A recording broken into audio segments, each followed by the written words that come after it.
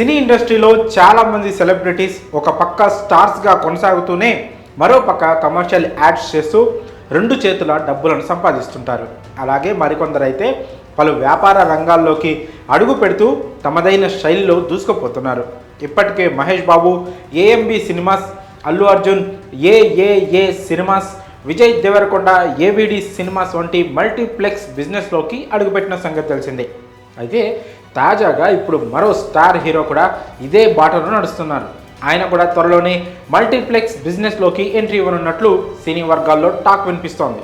ఇంతకీ ఆయన ఎవరంటే, చాలామంది స్టార్స్ వెండితెరపై అలరిస్తూనే మరోవైపు వ్యాపార సామ్రాజ్యంలో తమదైన ముద్రను వేస్తుంటారు.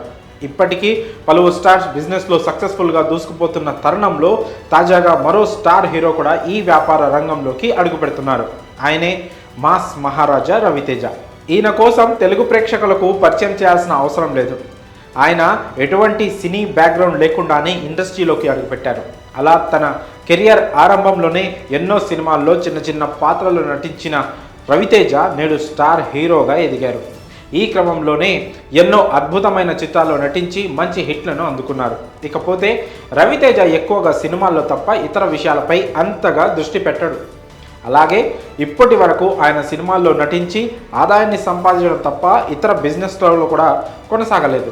అయితే తాజాగా రవితేజ ఓ థియేటర్ బిజినెస్లోకి ఎంట్రీ ఇవ్వబోతున్నట్లు సమాచారం అందింది. అది కూడా ఏషియన్ సంస్థతో కలిసి దిల్సుఖ్ నగర్ ఏరియాలో ఏఆర్టీ పేరుతో 6 స్క్రీన్లతో ఓ భారీ మల్టీప్లెక్స్ థియేటర్ను ప్రారంభించనున్నారు.